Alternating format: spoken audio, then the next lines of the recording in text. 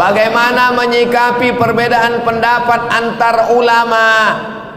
Kalau pendapat itu masih dalam koridor Ahlussunnah wal Jamaah, antara mazhab Maliki dengan Hanafi, Hanafi dengan Hambali, Hambali dengan Syafi'i, maka semuanya masih Ahlussunnah wal Jamaah. Bismillahirrahmanirrahim, mazhab Syafi'i.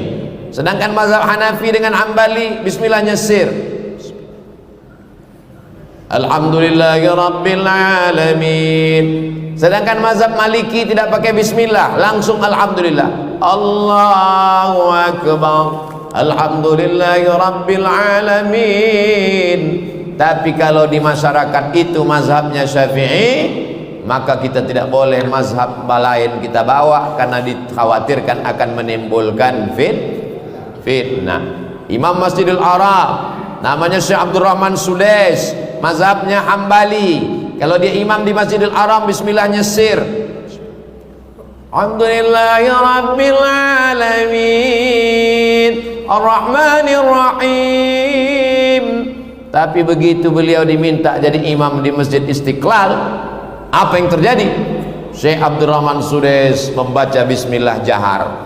Bismillahirrahmanirrahim. Heran semua orang, kenapa Syekh Abdurrahman Sudais mazhabnya Hambali, di Istiqlal dia baca jahar? Karena dia tahu bahwa orang di Asia Tenggara mayoritasnya bermazhab Syafi'i. Kenapa tadi Ustaz Somad tidak mau jadi imam? Tak bisa rupanya Ustaz Abdul Somad jadi imam? Bisa. Bismillahirrahmanirrahim. Bisa. Kenapa Ustaz tidak mau maju ke depan? Saya tak tahu masjid ini bismillah nyesir atau jahat. Saya takut kehadiran saya merusak ukhuwah di antara. Maka saya serahkan. Ustaz maju ke depan. Maju imam. Subuh tadi Ustaz jadi imam, ya. Di rumah saya, di pondok saya jadi imam. Subuh tadi saya kalau jadi imam subuh pakai kunut. Allahumma adina fi man hadait wa afina fi man afait, mazhab Syafi'i. Tapi kalau kita pergi ke India, Pakistan, Bangladesh, Turki, mazhabnya Hanafi. Mazhab Hanafi tidak pakai kunut. Kenapa di Masjidil Haram, Masjid Nabawi tak ada kunut? Karena sejak revolusi King Abdul Aziz 1924, Saudi Arabia memakai mazhab Hambali. Hambali tidak pakai kunut. Ustadz di Maroko 2 tahun, ya. Maroko itu mazhabnya apa? Maliki. Mazhab Maliki pakai kunut? Pakai, tapi kunutnya sebelum rukuk.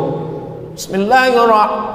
Qul huwallahu ahadunillahus samadu lam yalid wa lam yulad wa lam yakul lahu kufuwan ahad. Sebelum rukuk baca kunut. Kunutnya enggak bunyi. Kunut silent. Nah, setelah baca kunut baru rukuk. Setelah rukuk i'tidal baca kunut, itu mazhab Syafi'i. Yang paling tua Hanafi, nomor 2 Maliki, nomor 3 Syafi'i, nomor 4 Hambali.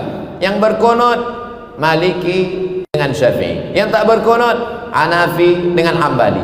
Yang berkunut Al-Maliki dengan Syafi'i. Antara Maliki dan Syafi'i pun ikhtilaf. Syafi'i setelah rukuk, Maliki sebelum rukuk. Tidak usah dipermasalahkan.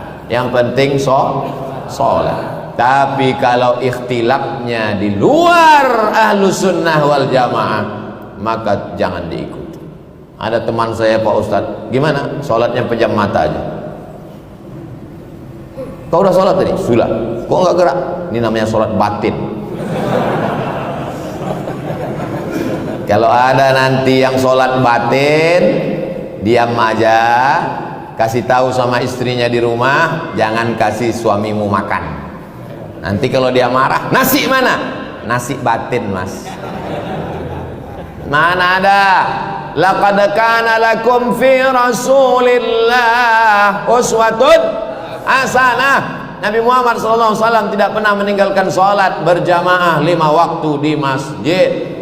Nabi sakit hari Rabu, meninggal hari Senin. Sakit kerasnya hari Rabu, disiram pakai air 5 kirbah. Kirbah adalah kulit kambing yang dijahit, diisi dengan air, disiramkan. Nabi terbangun. Ketika Nabi terbangun, apa katanya? Bawa aku ke masjid, mau sholat berjamaah. bab, dibopong, dipapah. Sebelah kanan Sayyidina Ali, sebelah kiri Fadl bin Abbas. Abbas membawa, kakinya menyeret demi untuk sholat berjamaah. Kenapa sekarang orang tidak sholat berjamaah? Alhamdulillah masjid kita melimpah ruah hari Jumat. Kalau jadi penceramah jangan angkat-angkat bangkit-bangkit khilafiyah.